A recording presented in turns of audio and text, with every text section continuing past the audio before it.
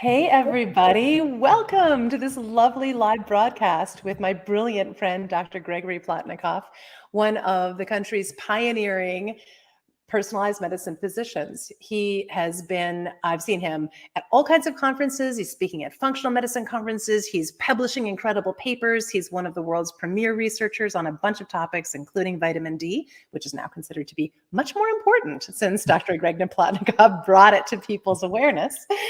And for me personally, Dr. Greg has been an incredible resource for personal wisdom, my own health wisdom, for my family, my friends, and increasingly my students, readers, members who have learned about him, sometimes from me, which case I feel very honored, and in many cases have just come to share, like, wow, this guy knows his stuff.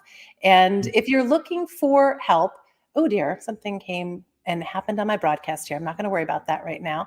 One sec, hold on.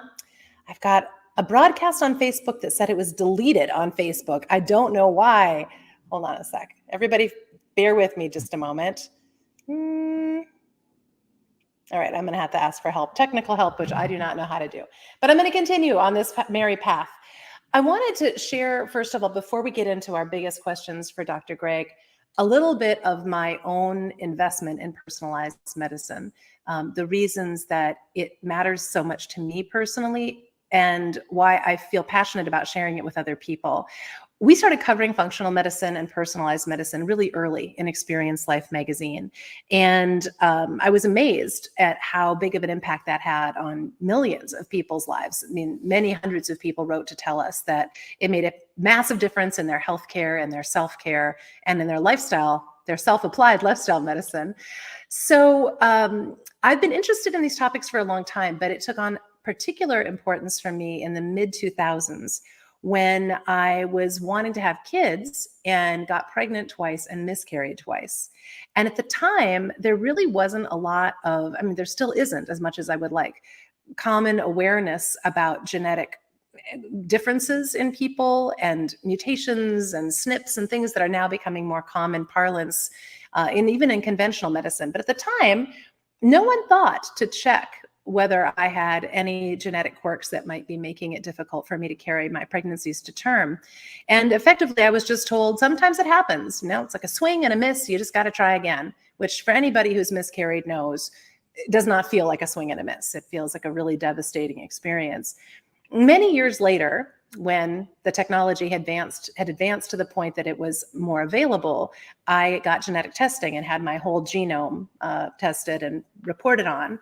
And right away, the people I was talking to pointed out a genetic variation called MTHFR, which is extremely common, but often can interfere really badly with pregnancies going to term because it interferes with your absorption of folate, among other things. And Dr. Greg knows a lot more about this than I do, but what little I learned in the 15 minutes of genetic counseling I had was that's probably the reason that those pregnancies didn't go to term for me. So I feel really passionate about sharing this information, not just with would-be moms and families, but with anybody who really we all owe it to ourselves, I think, to understand how far this science has come and how potentially accessible it can be. So today, Dr. Greg is here to talk with us about the state of the art, about some specific applications of personalized medicine that he's really been incredibly pivotal in developing and sharing with the world, including some questions about plant-based diets and who they might be great for and who they might be problematic for. You've written a groundbreaking paper, or co-authored a groundbreaking paper that's making viral impact right now, as well as some specific case studies and stories from his own patient portfolio. And I think some interesting inquiries about why medicine is the way it is and how it might be made better through personalized strategies. So first, welcome, Greg. Thank you so much for being here. Well, Pilar, thank you so very much for inviting me. It's always a delight and a joy to spend time with you. Thank you. I'm honored. And then I'll just share for folks who are going to be joining us, if you want to know more as we're talking about Dr. Gregory Plotnikoff, his clinic is the Minnesota Center for Personalized Medicine. And I've shared that link out where this broadcast is being seen. You can click on it. But one of the things I thought was really fun in your bio, Dr. Greg, is it notes that you have been referred to as Minnesota's Dr. House, someone who figures out the cases that no one else can figure out. And you have an absolutely extraordinary bio. I won't waste our time with that because I have shared that you are truly one of the leading experts in the world in what you do. And we're very lucky to have you here in the Twin Cities area. But would you share just a little bit about how you evolved from practicing medicine as an internist and pediatrician into this personalized space first, so folks just have a sense of how you came to do this? Well, it actually goes back about 30 plus years, maybe 35 years or so ago. Wow. Back one. You were a young chicken. Yes. So, but I intentionally, as a faculty member at the University of Minnesota in both the departments of internal medicine and in pediatrics, I was the first joint appointment in both departments. Wow. The first med peds graduate to join the faculty there, and I was trying to manage having a busy university practice and an inner city practice, the Community University Healthcare Center, which I actually loved. And finally, it was just kind of, I have to make a decision. I chose to work at the inner city primary care clinic, where I worked in at least 14 different languages, and where I quickly discovered Western medicine was considered quite alternative for many of the immigrants and refugees I was seeing. So it was immediately then a challenge to communicate and to find the right metaphors to describe the things that would be meaningful for them. And we had horrible asthma statistics at that time. So I went out and got a grant from UCare, and they to do asthma talking circles. And I was teaching asthma at the university, and yeah, I know asthma, I knew asthma, and I came in with a curriculum. Well, threw that out of the first meeting because I discovered is that I'd been overly educated. I had people were asking questions that I could not even conceive of, Wow. reflecting their experience.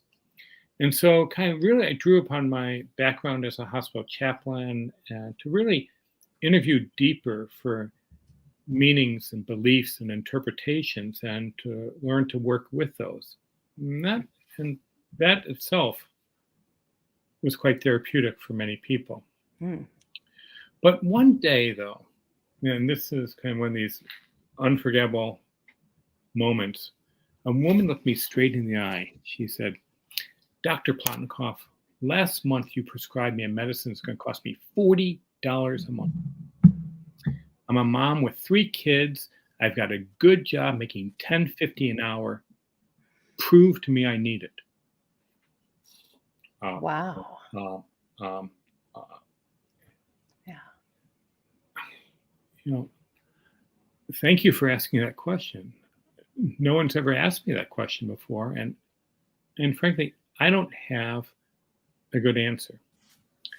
But if you're willing to work with me, bear with me, and come back next month, I promise you a very thoughtful answer. He agreed. So back in those days, I went to this physical space called a library. Where research was done in the olden days. Yes. You just literally go through journals, and I actually found 6 things that she could do that represent logical options for which there's actually an evidence base, 2 of which were absolutely free. And I was able to come back to her next month and say, I've got these 6 things to share with you. Let's talk about each one, and I'd love to hear is kind of do any of these fit for you. And so what I was able to do is lay out logical options and talk about pros and cons and communicate around these. She was able to make the choice. She chose 2, and they made all the difference in the world. And I thought, I want her spending $40 a month on her kids, take them to the library and take them and be able to, et cetera, et cetera, et cetera. So that just kind of blew me away. I said, okay, how is it I could have 8 years of formal medical education at a fine university and be completely unprepared for a very reasonable question? And so that just propelled me to start looking at low cost, low toxicity, self-care interventions that fit with the meanings and beliefs and interpretations that are so important in people's lives. This is something that, first of all, strikes me. I just want to highlight about you is like your humility and your humanity surpasses that of most physicians that I know practicing in the conventional space, but really in every space.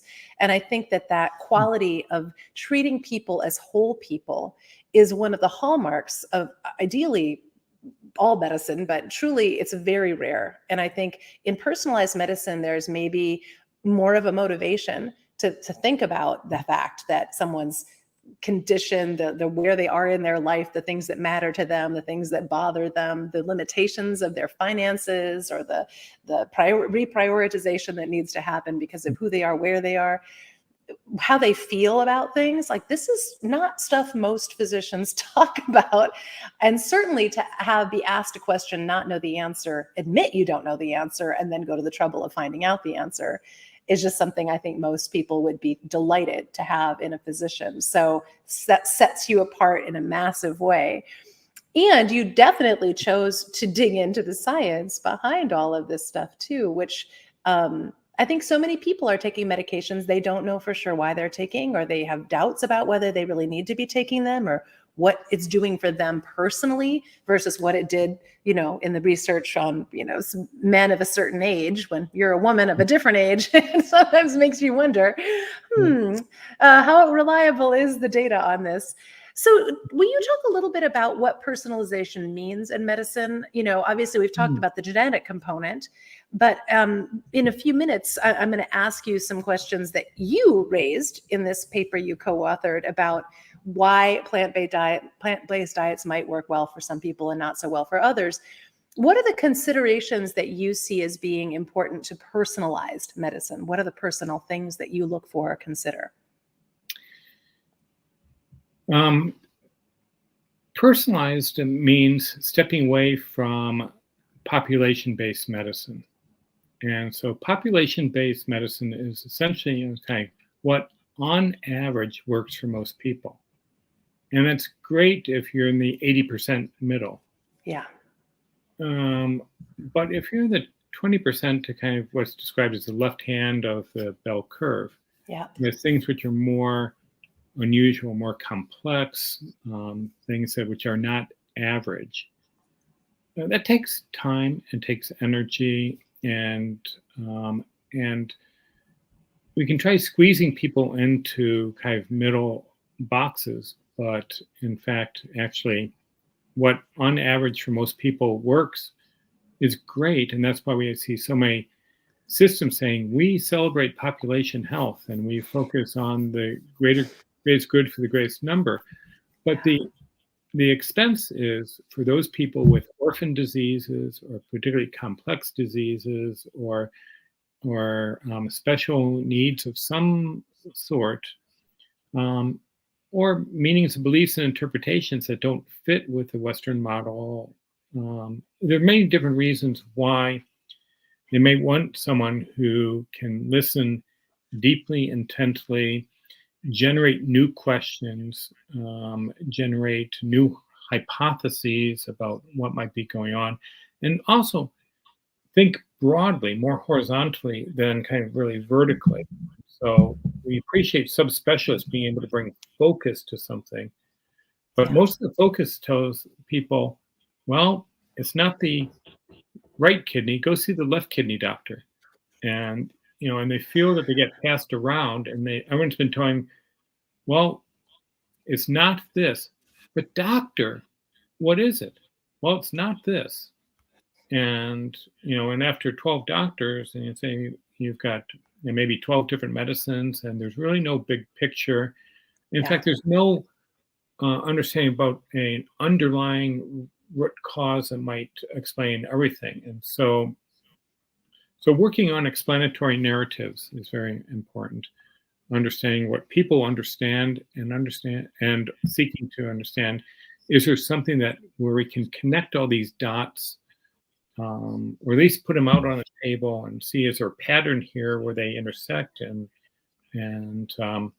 put them together and then come up with a action plan specific for the person, um, rather Yeah. than for a population.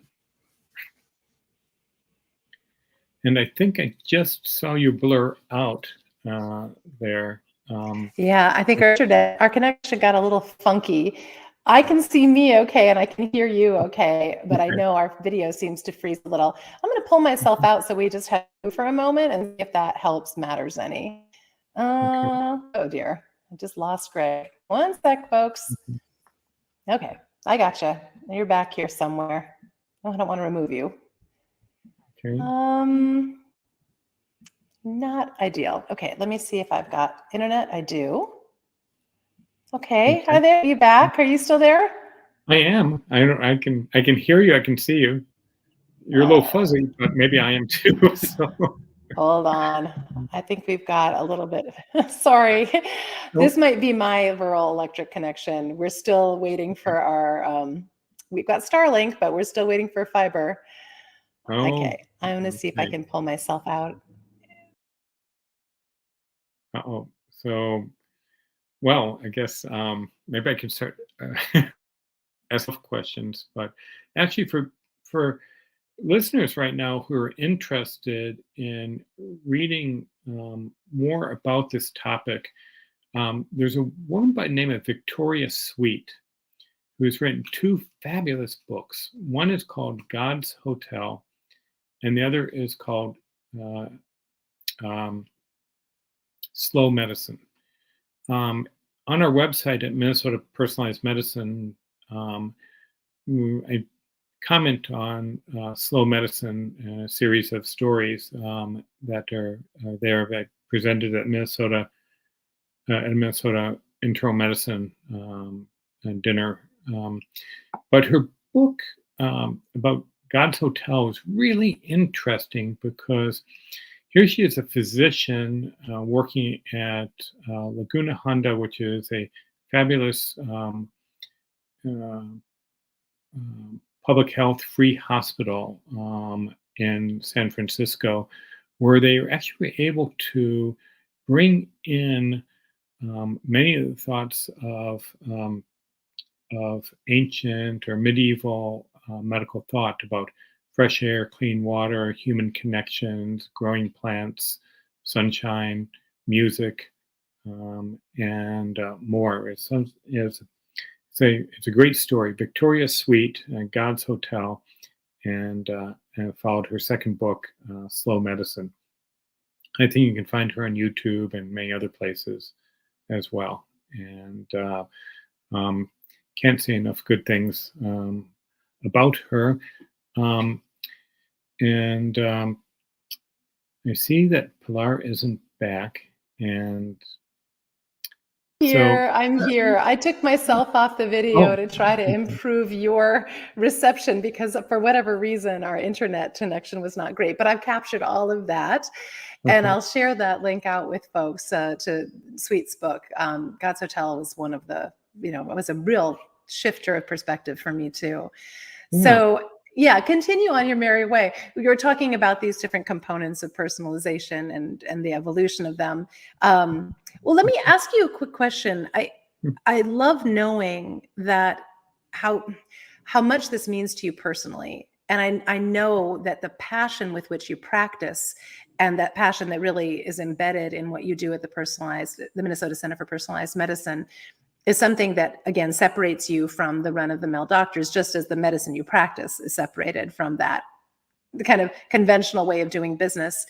Would you share a couple of the let's talk about this recent paper, actually, because I have been ranting and raving for many years about the tendency that we have in this culture to apply nutritional information and counsel to everyone, as though we should all just be eating the same thing. And of course, most of us grew up listening to things like the USDA food pyramid advice or myplate.gov. We were educated in public school to believe something called a balanced diet was good for us, but exactly what that was changed over the years. And of course, a very specific counsel about good and bad foods, eggs or, bacon or cheese or what have you. And recently, there's been an incredible push toward plant-based diets. Plant-based means a lot of different things to a lot of different people. Some people, it means vegan. For other people, it means vegetarian. To some people, it means a Mediterranean diet. To some people, it's actually all meat diet that happens to be based on grass-fed animals, which they would consider to be a plant-based diet. But as a result, people have gotten very confused. And I think that there is, while it's trendy right now to embrace a plant-based diet of some type or another, it is working. Various types of approaches to eating are working obviously much better for some people than others. And there are real dangers for some people in getting onto the wrong nutritional regimen, or one that's not right for them personally, even when the data suggests that at a population level, it might be a healthy diet. So you and your colleagues wrote up a paper, an enormous expense of time and treasure, that recently came out around the 7 questions that we owe it to ourselves and others to pose as we're embracing, or before we embrace, a plant-based diet. This is actually, I think, a really good illustration of the range of considerations that exist in personalized medicine and personalized nutrition. I wonder, Greg, could you give us a summary or some examples of what types of considerations are important and personal to each person as they're forming their nutritional strategy? Well, that's a key point, nutritional strategy. And for many people, meals are rather mindless.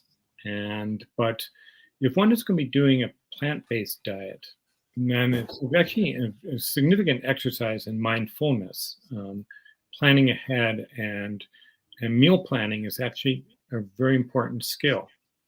And what I have seen in my practice is a series of people who had significant ongoing symptoms, who are on plant-based diets, and no one had ever, in their workup before coming to see me, had asked them about their diet. Wow. Yes. No one. Zero questions. Yeah. Yeah.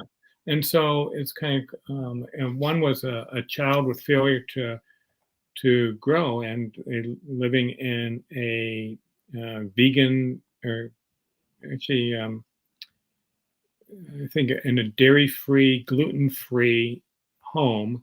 And then this child decided to go vegan, and ended up malnourished. But truly, they had a major $35,000 workup, and without an explanation before we asked. Well, it's kind of like, well, if you're vegan and gluten-free, that's a really tough place to be to get a key nutrient, a key amino acid called methionine. But who talks like that? Well, and so that's what I got concerned, is that there are a lot of people who spend a lot of years preparing to get into medical school, working hard in medical school, working hard in residency, want so sincerely be a good doctor, but no one has ever said, hey, wait a second, nutritional issues may be behind what this patient is experiencing.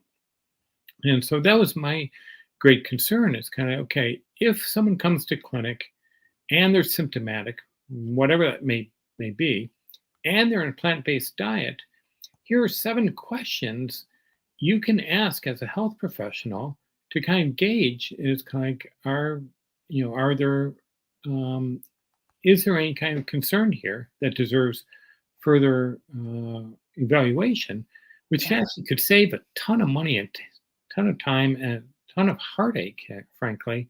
And so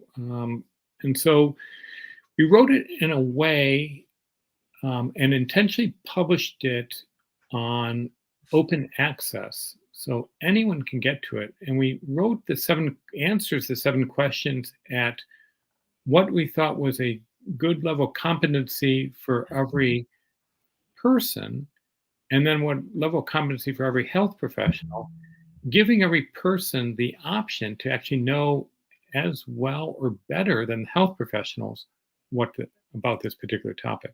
The healthy deviants in the crowd are going to love this. People inclined to take some matters into their own hands. Yeah, that's Yep. amazing. And I read this paper and I absolutely loved it. I was blown away. I shared it with a bazillion people. I will share it Yeah. again in both of my Healthy Deviant group and my Healthy Deviant U group.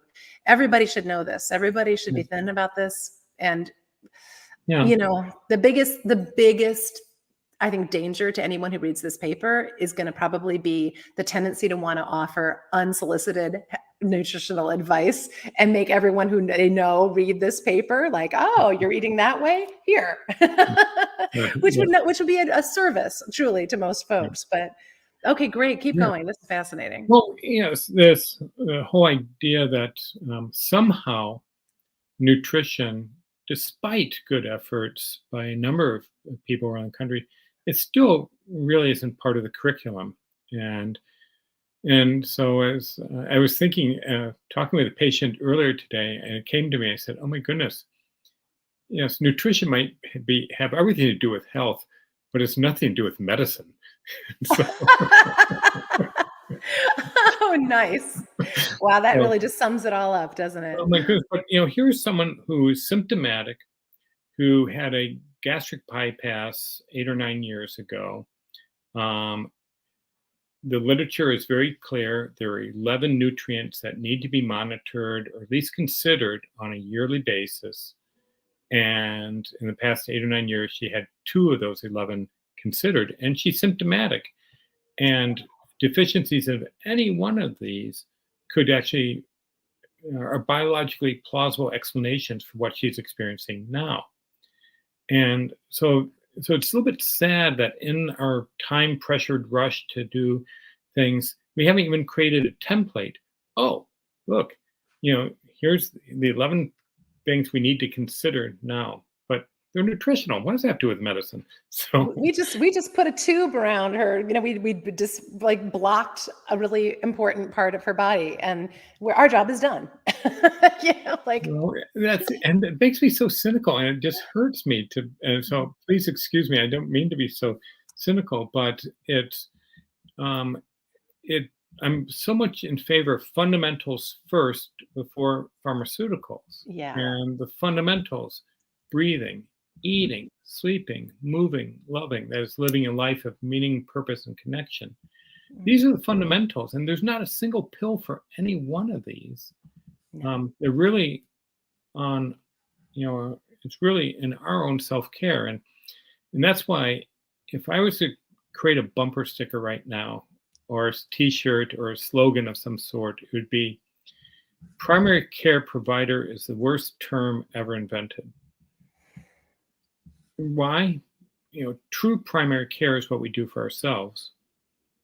And provider really sounds like a very one way, oh, have I got the answers for you? In fact, my answers ought to be your answers.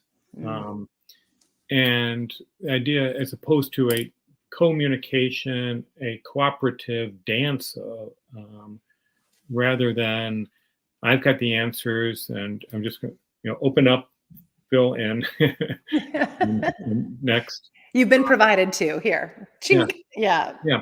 Not So I fun. was thinking, when we think about the profound suffering on this planet and the profound need for healing, and healing can never, ever be provided.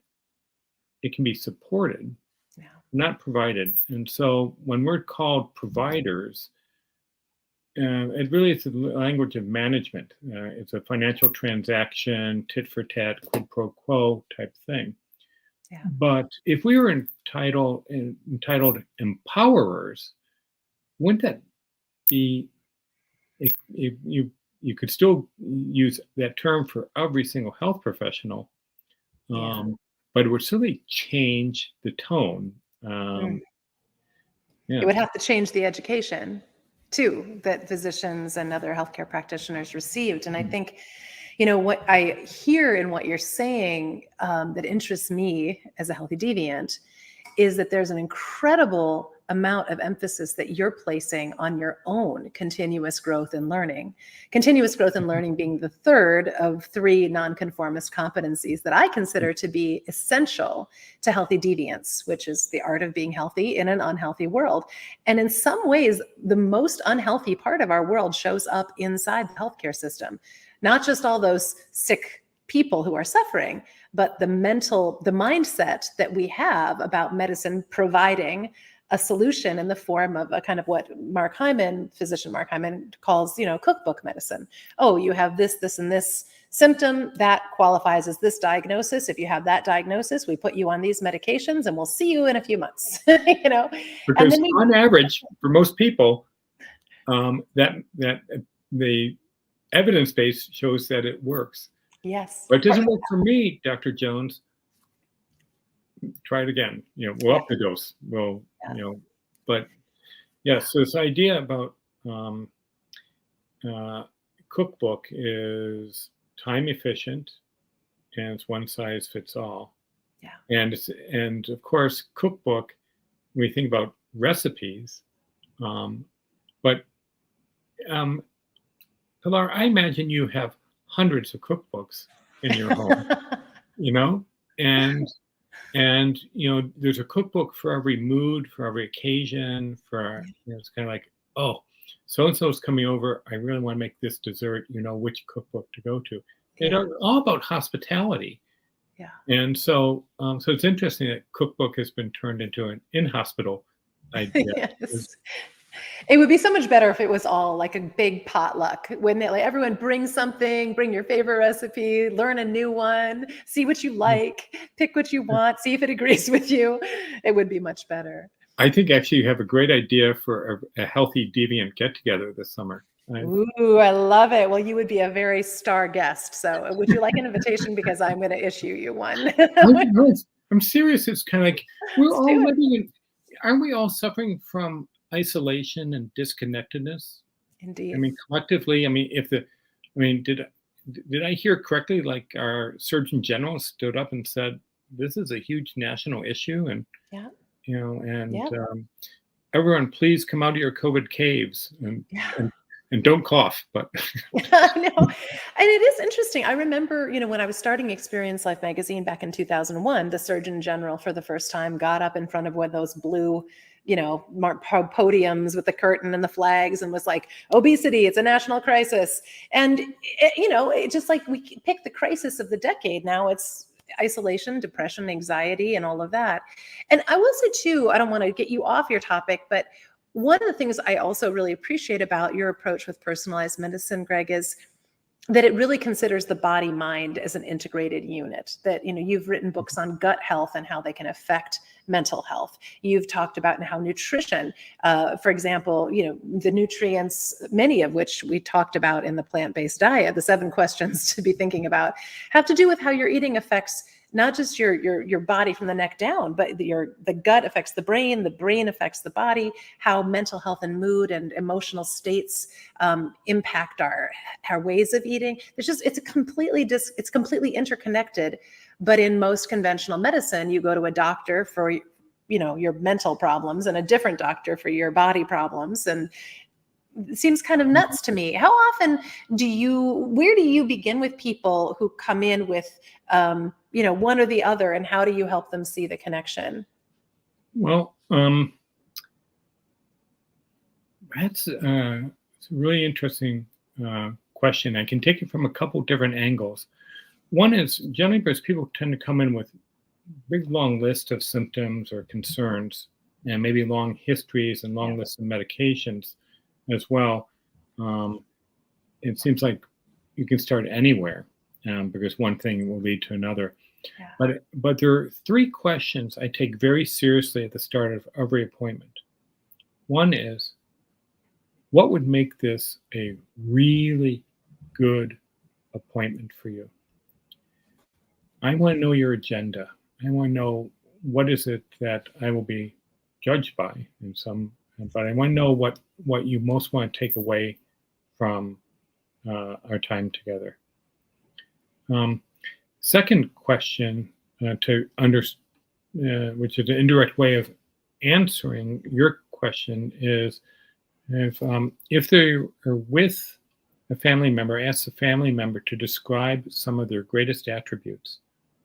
No one really is given permission to really talk in positive terms very often. So I really want to hear positive terms. I want the patient also to hear the positive terms too. Yeah. And then I would turn to the patient, ask, or if they're there by themselves, and just kind of, okay, I've read and prepared your medical history, but I want to ask you about what do you most want me to know about you as a person? And that is a question people generally haven't heard very much in their life. And sometimes people are kind of taken aback, or sometimes people answer right away. Oh, here are my roles, or here are my passions, or here are the things I love, or here's how I like spending my time. But it's very interesting how people choose to answer that question.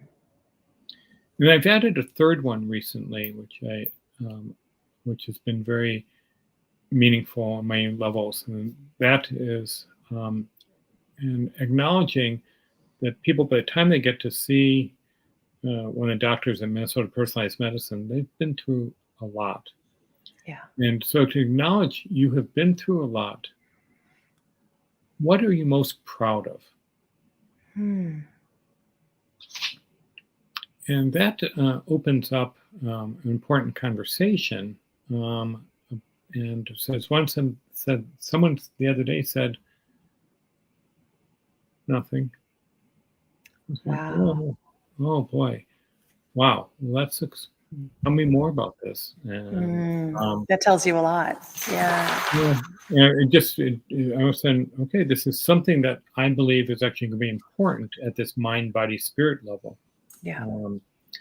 And so later, another question that can be very helpful at mind, body, spirit level is asking people about when their mom was pregnant with them, what stories from that time. And in some sense, this is how sometimes people describe how they've been labeled from the very first day. Oh, I was born the fat one. And so there's this self-image that comes with that.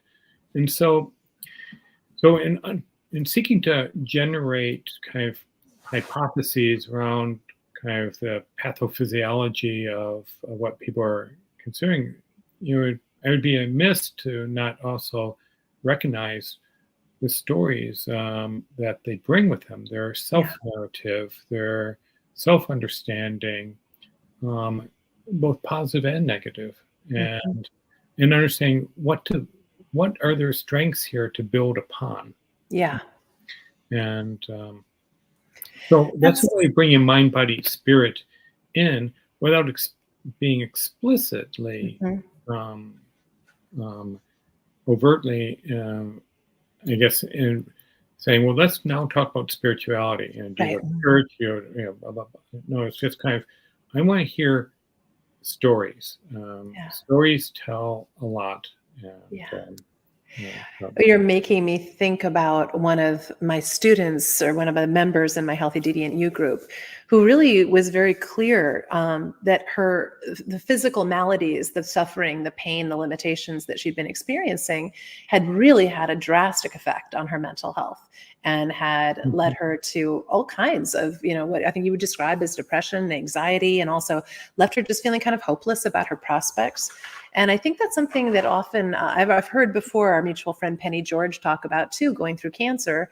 She got very good care for the tumor she was dealing with, but she suffered enormously as a human being by not being treated as a whole person. So that's pretty powerful.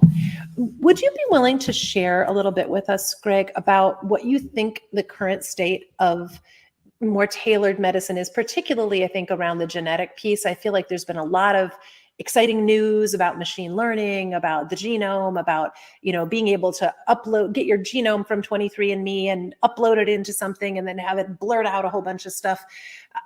My experience has been it's more complicated than that. And, the counsel to work with someone who's a professionally trained genetic counselor or a doctor like you who specializes in genetically tailored medicines is great. And most people can't afford it or don't feel that they can prioritize it enough to afford it right now.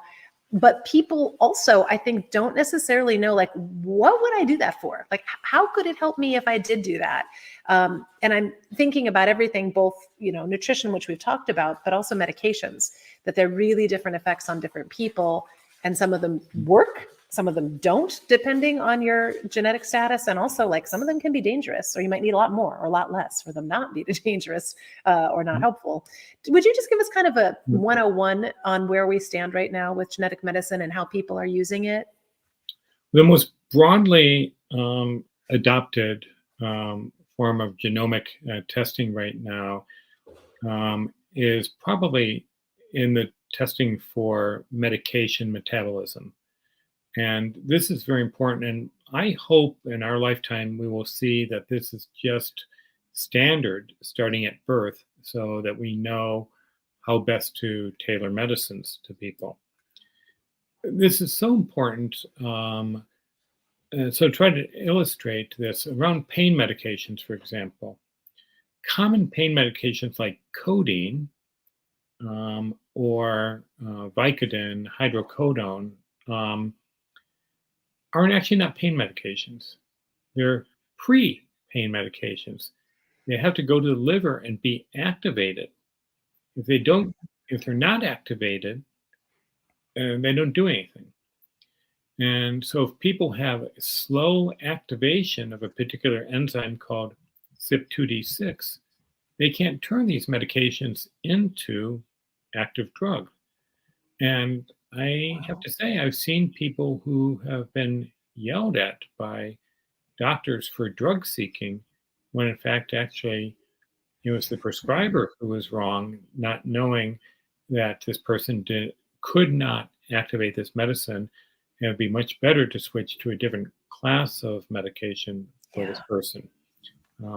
So if codeine goes to the liver and gets transformed into morphine, hydrocodone or Vicodin gets transformed in liver to hydromorphone, also known as Dilaudid. It's simple to just keep people Dilaudid if they need it, rather than blaming the person. But likewise, if you have a very fast metabolism, you give a child after, say, like a tonsillectomy, codeine, and they're a fast metabolizer, boom, instantly get a massive bolus of morphine and they can stop breathing. Wow. Yeah. Wow. And so it really can be a matter of life and death to understand drug-drug interactions, which ones speed things up, which slow things down. And so it truly is going to be, kind of the onus is on all prescribers to make sure you're not creating any troubles.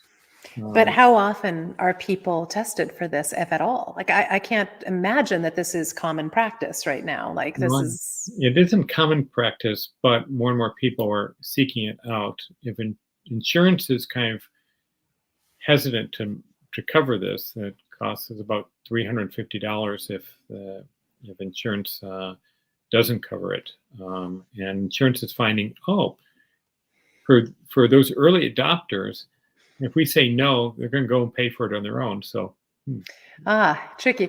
I would also assume, though, that there has to be like enough of an incidence at some point that the risks of having, and maybe this is one of those deals where people don't know why, like this kid died unnecessarily. Oh, your dog or my dog? My dog is I know. Work from home. Mine's in the background. I've been just waiting for her to go off. Like the UPS guy's going to come any minute. So that's really interesting. It raised, I remember I recently saw something about like Plavix, which I think is a blood thinner. Yep. They can have really different effects for different people. Same thing, fast metabolizing, or slow. Yep.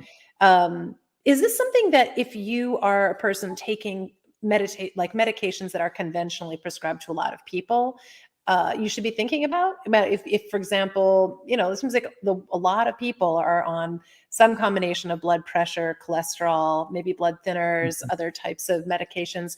What are the ones that you think really deserve to be tested for? I mean, broadly, you can't necessarily, if people have their genome, can somebody run a complete test and be like, hey, you're on 3 medications that could be problematic for you, or this one is likely to needs a different prescription strength or something like that? Where are we with the state of that art for normal people with normal types of prescriptions and unfortunately common chronic health conditions? Well, the common chronic health conditions, cardiovascular, mental health, etc. Sometimes prescribers can figure it out by adverse side effects. Oh, okay. Therefore, so there's a lot of inference. What I'm interested in is seeing more proactive, preventative things, or kind of avoiding this kind of dart at the dartboard kind of decision making. Well, let's try this one now, and so in particular, when people have significant ongoing illness and adverse reactivity to medications, or unexpected responses, or just on so many medications, you need to make sure that you need how they might possibly interact. I think that's it. And sometimes, like with clopidogrel, the blood thinner that's used after stenting, which has to be activated, and not everyone can. So therefore, so sometimes you can do just very specific testing. A lot of medications in oncology might do very specific testing, and that's kind of where another big area is underway, to actually look at the genomics of tumors to understand what medications might best be addressed and quote target that tumor. Do you feel like there's a kind of every person, the equivalent of the medicine cabinet? Like we all, pretty much everybody, you go to their house, they have aspirin or ibuprofen, or they have NyQuil, or they have, some sort of Vicks Vapo Rub is what I remember from my childhood. It's like, it was sort of the common collection of tools that we had for home health. Is there an equivalency that you feel is either here or coming in terms of like the basic things that people should know about their own genotype, phenotype, or tests that they should be thinking about asking about before they're being medicated, or about their current medications, or any conditions that you feel have specific, like, boy, it's a bummer that more people don't know this. Is it optional for them to have access to this information or to take action on? Oh, that is really interesting, and the reason I like it on so many levels is, again, people's own toolbox, and right now with specific diseases, there is focused genomic testing available to kind of guide medications or related concerns. With more complex illness, one can do broader, wider tests to kind of find a diagnosis, or kind of a needle in the haystack type idea. And it's wild, but what cost $100 million to do in 2001 can be done in 2023 for less than $800. Wow. So it's coming. Yeah. The challenge is that you get so much data generated that you get lost in the data. And I love this quote: "An abundance of data leads to a paucity of attention." It's just drinking from the fire hose problem. Well, and the idea is, trying to figure out, well, which things these data points are meaningful. Yeah. And this is kind of where we're still in the Flintstone stage right now. We're going to need super duper computers and AI to really help figure this out. Yeah. So when you and I were back in school, or at least when I was back in school, I was taught there was one gene for eye color. Huh. And But now we know there are at least 7 genes for eye color. And that is the dog wanting to join us. Feel free to have him come. We'll be part of the game here. It'll be great. And now we know it takes the contributions of more than 700 genes to determine 80% of height. Wow. And so I say that we're kind of in a Flintstone stage because we're kind of thinking one gene, one disease. Like there's one gene for sickle cell anemia. There's one gene, for cystic fibrosis. But that one gene for cystic fibrosis has more than 1,900 variations to it. And there's 1,900 different manifestations people can have just on that one gene. You start adding on other things on top of that, and you really have quite the spaghetti bowl mess. And so that's why I like people to know about what are quick and easy tests that can be meaningful, that maybe allow them to bypass the genetic testing. You say, well, wait, we have all this great technology. Why would you want to bypass the technology? And I've got 5 points about that. The first is genes are not destiny. They're possibilities. And in the history of the planet, identical twins have never had identical health histories. There's always genes and environment.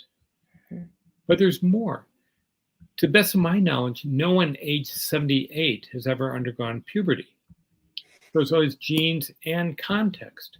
Right. When you look at these gene reports, they're devoid of environment, of context of any sort. They just tell you what cards you have been dealt. They don't tell you what cards are being played. And the future will be something about how the cards are being played. I picture something connected to our toilet, and that you'll send something, some message to something that looks like a toaster in our kitchen. It will print up a 3D breakfast for us. Love that idea. Based on your current nutritional status and your detoxification pathways, we're recommending this omelet for you today. Yes. Well, that's interesting. So, I'm often struck by, now that I've been through having my genome tested, I'm on a bazillion email lists, and I often get, these reports from company A that says, hey, there's a new report on one of the SNPs that you have, that, this might be of interest to you. And each and every time I go in there, I lose about 20 minutes trying to access the stuff that's mine personally, logging in, la, la, la, la. And it's rare that I can really scare up anything very actionable. And even at the level of when I first had it done, I was really excited and enthusiastic. And I did get a couple of reports back that suggested, based on your genome, based on what we've got at that point, this was 10 years ago, it might be different now. Many people with these characteristics do better on this general kind of I wasn't a good candidate, for example, for a vegetarian or a vegan diet. That was pretty obvious. I did my metabolizing of certain things they could sort of say was going to be better over here. Similarly with there were indications when I had nutritional testing done that my methylation wasn't good. It's just really slow and sloggy. And I got counsel on, why that might be, genetically speaking, and also some things I could do about that. Are you finding people seeking out that kind of information now? I mean, was I just an early adopter and an outlier? And am I misleading people by suggesting that you might be able to discern some of those things from genetic testing? Or do you think that that's maybe not so far out, or even here to some extent? Well, all of the above. And part of it, I tell people, it's this kind of, we look at something like 23andMe, which was a fabulous development 16 years ago. Yeah. And it covers a very small fraction of a very small fraction of our DNA. Yeah. And so I tell people, at best, it can generate questions. In fact, it can be good at generating questions, but it is lousy at generating answers. And so But sometimes a good question is really important. So, for example, we never would have found as many people with vitamin A deficiency in our clinic who were eating good, healthy diets. And we found maybe more 60, 70 people with low vitamin A. And it appears, and what got us looking in that direction was the fact that some people can't activate vitamin A. So even though you have a diet rich in carrots and sweet potatoes and mangoes and other yellow and orange vegetables, pre-vitamin A is a very long, very long molecule. Off screen. I know what you mean. So long. And it activates, the carotenoids, and more than 600 of them. But the active form of vitamin A is a retinoid, and the carotenoid has to be chopped, and that chopping capacity varies immensely among us. Wow. And so that was very helpful, whereas people with good diets can still have low vitamin A, and that's meaningful for gut health and skin health and eye health and immune health. Interesting. And so it became an important hypothesis that could be easily tested. Same thing like the $10 blood test we call homocysteine is a nice indirect measure of how methylation is working. Mm-hmm. And so we can infer from that. And so, yes, methylation requires vitamins B2, B3, B6, B9, B12, zinc, glycine, trimethylglycine, choline, and zinc. Just kind of At the top of your head. Nicely done. Just kind of gets, it's important. So when people say, well, the answer is only methylfolate, I'm just like, well, that's old school thinking. And, it's just kind of one gene, one effect. In fact, it's networks of genes. And so that's why I like the idea about moving more towards metabolomics or transcriptomics. That is, how, not just what cards have you been dealt, but how are they being played? Mm-hmm. And what's true at 13 may not be true at 78. And so, given that we generally think of as a 23-year-old male or female is kind of like the standard. It's just kind of, well, that might be true for people in their 20s, but maybe not for people in their 70s. So we've got a lot of work, and that's why going back to this idea about we need health professionals to be curious and to be observant and to be raising questions, even if they can't answer the questions, at least raising questions and listening intently when patients come in with questions, what they've been observing. That's kind of, like I call this is just a new version of citizen-based science, citizen-based medicine, generating. And I think that's the teams of people you're creating are doing just that, just kind of the healthy deviants. I think that's true. I mean, a lot of us are by nature, we healthy deviants, very interested in the idea of experimenting on ourselves. Let's try this and see how it goes. Let's try this and see how we feel.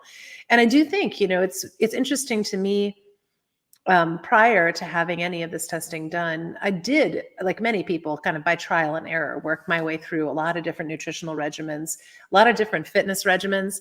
I was told by some trainers at various points, you have more this type of by fast twitch muscle or slow twitch. Those kinds of differences in our physical present day presentation, how we are doing right now and what we're doing, I think are the most accessible pieces of feedback that we can get.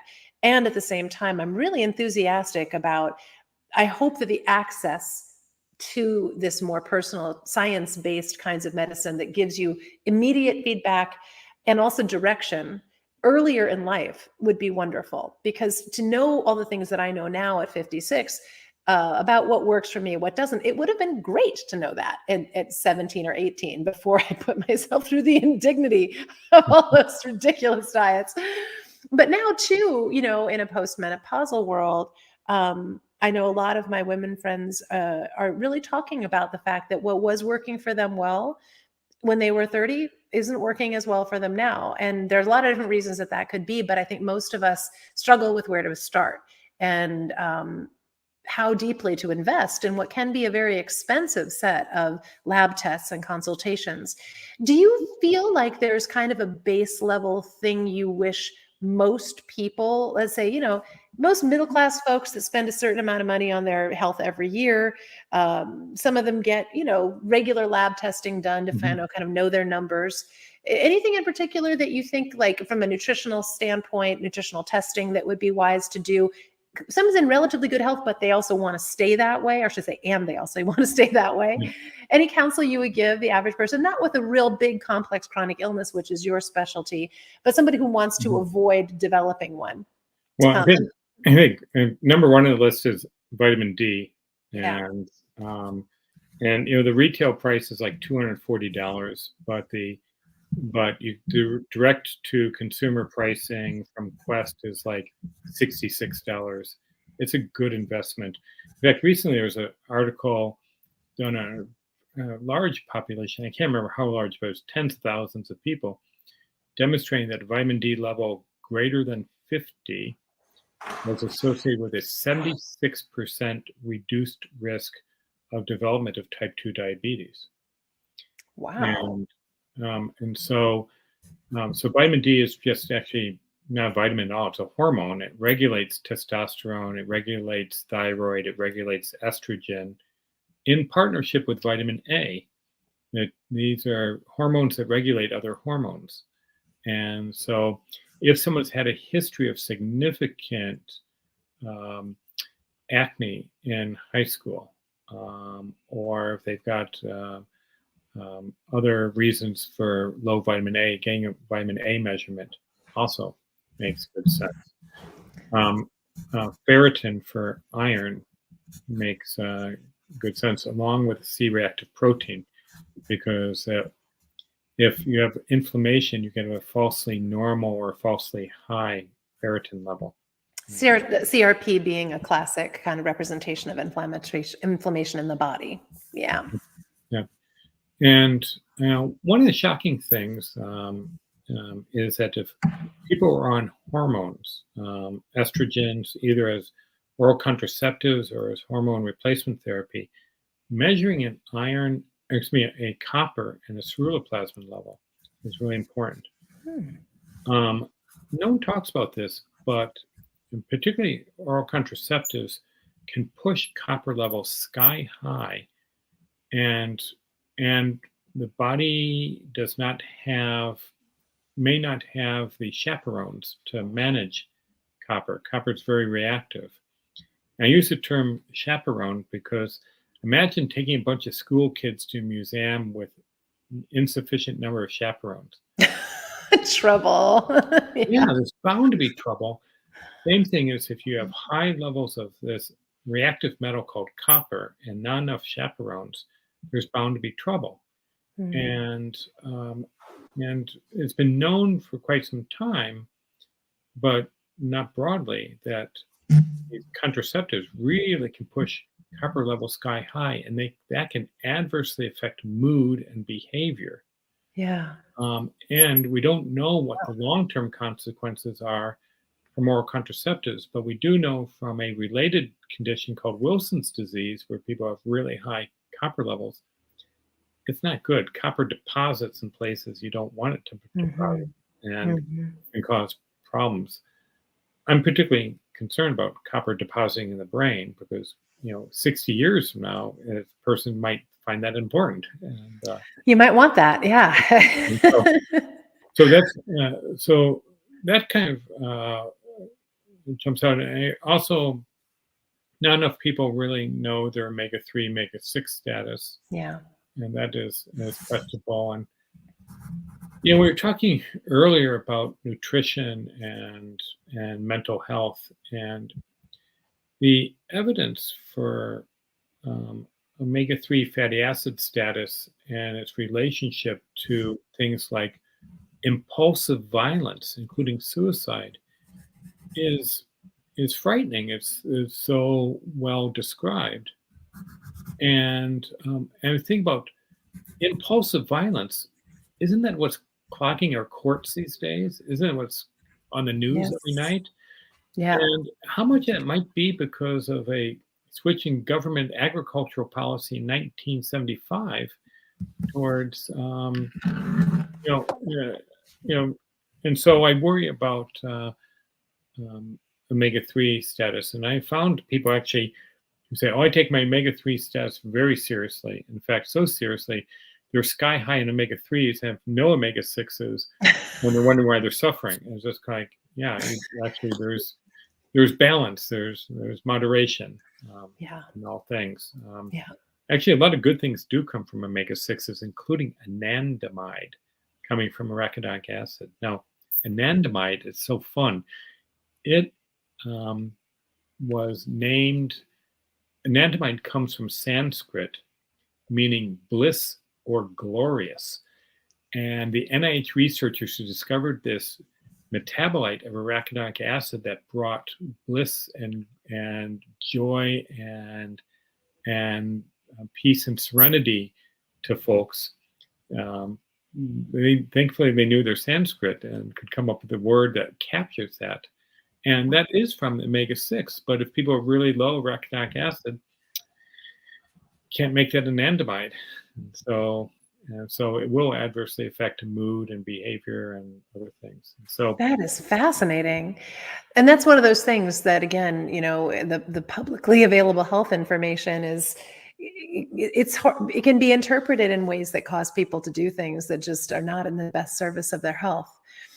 Greg, I want to just spend the last few minutes that we have together talking about your particular specialty, which is working with people who have complex, chronic, often mysterious illnesses that, as you said, they've been through many, many doctors before and have accumulated often very complex regimens and are still suffering enormously.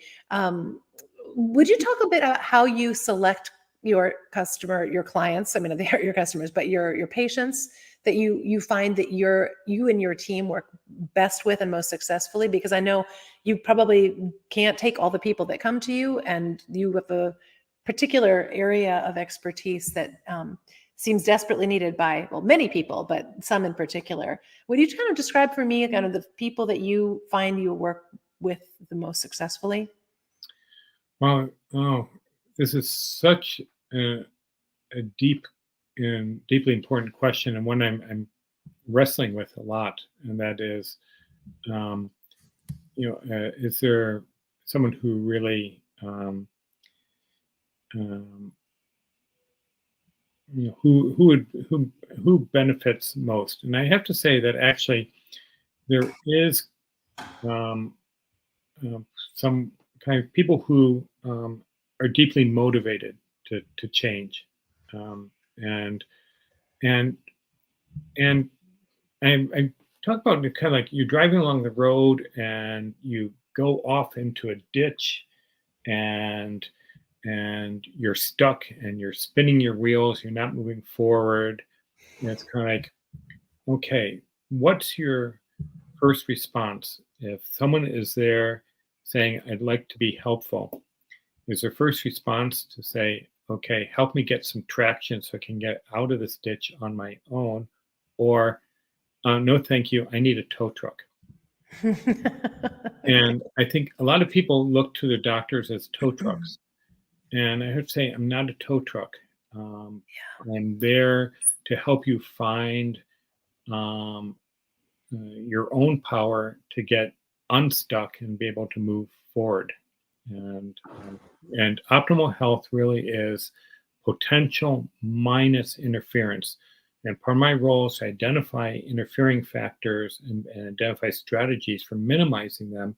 So literally, so you can get unstuck and move forward. But Hmm. some people just have had their, kind of, their oomph power they're totally depleted, and they just say, "I'm here, and I need a tow truck," Yeah. um, and and of course, I work with people, but what I want is for people to really not fall into kind of a dependence on the medical system or dependence on any one person, um, and and to be able to move forward. And so that's the overall goal. So there's a motivation. There is a kind of and there has to be a capacity for people to commit their personal um, um, so, I guess how does say there has to be a commitment of kind of time and energy to make it Yeah. work. And so it may not be the right first step. If someone is in a very abusive, restrictive relationship, it's kind of like all I, the answer for that is not in a pill. It's not in a new diet. Yeah. There's a different answer for that, and one, and I would be kind of misdirecting someone if they were to think that I could could magically change that abusive relationship. And so Yeah. there are some ways of kind of working with changing environments that for that, but I think those are two things that really stand out. And right now I'm booking into 2024, and that's very stressful. Yeah. Um, and so yes, we need to kind of obviously, and here I am in my mid 60s, and well, we're at least approaching there, and I'm just kind of I can't keep up this pace forever. Yeah. And so I feel compelled to kind of help get the word out. So I deeply appreciate kind of you inviting me onto your program tonight, Pilar, Oh, and it's allowing me such an to honor. share this. I'm hoping that can we inspire more health professionals to kind of to be able to think broader Yeah. and deeper. And I've Yeah. been in med school now every day for 38 years, and just like, oh my god, I'm in like 98th grade now. So, Yeah, no kidding. Well, and I really do think that one of my goals in talking to you and other pioneers in this space is to create not just demand for these services, but a kind of an awareness of the potential that they have to transform medicine as it's being practiced. If more people were able to ask their physicians and their health professionals to help them get this information, to help them think about it this way, I think more health professionals would be motivated to do more of it. Now, not everyone's going to go to medical school for 30 years at a time, but I think that there is an awareness growing among so-called primary care providers that the way that they're practicing medicine is not gratifying to them either, and they went into medicine wanting to do something more along the lines of helping people figure out how to get out of the worst of their health crises and also get closer to their own optimal health, which for healthy deviants is really what health seeking is about. It's not just about getting rid of those annoying symptoms. It's like, how can I live the healthiest, happiest, longest life available to me and bring out my own best gifts at the same time? Well, you are certainly bringing out yours. And I want to thank you for the help that you've provided and the inspiration you provided to the folks who are listening to this, and encourage people to go in and study a little more deeply what's possible. I'm going to link, obviously, to your site. I'm going to provide a link to that wonderful 7 questions to be thinking about. What's the title of that paper, the plant-based diet I questions think it's paper? called Nutritional Assessment of the Symptomatic Patient on a Plant-Based Diet. 7 key questions. Beautiful. And I will Everything I should have learned in med school and did not. You wish that people can now learn it. I also want to thank you for just sharing your own story and some of the stories of your patients, who I think can be such an inspiration to other people, and the guidance around just some basic testing for things like vitamin D and vitamin A, ferritin, CRP, copper, potentially. Those are basic things that can have absolutely life-transforming effects for people, and it doesn't need to cost millions of dollars or take months at a time for you to sort out. So, well, let's stay in touch, Greg. I continue to celebrate you and your work and just be so grateful for the hard work I know you do every day. And we'll Okay. talk. All right. Well, I celebrate all your deviants. Yes. Happy Deviants Unite. Thank you for being one of us, Dr. Greg. Lots of love to you and to Sean and the dog. I hope we all have a good well, thank you so much. Well, hugs to you, and thank you so much. And I'm wishing everyone really the very best of health. And so thank you. Thanks. Good night, everybody.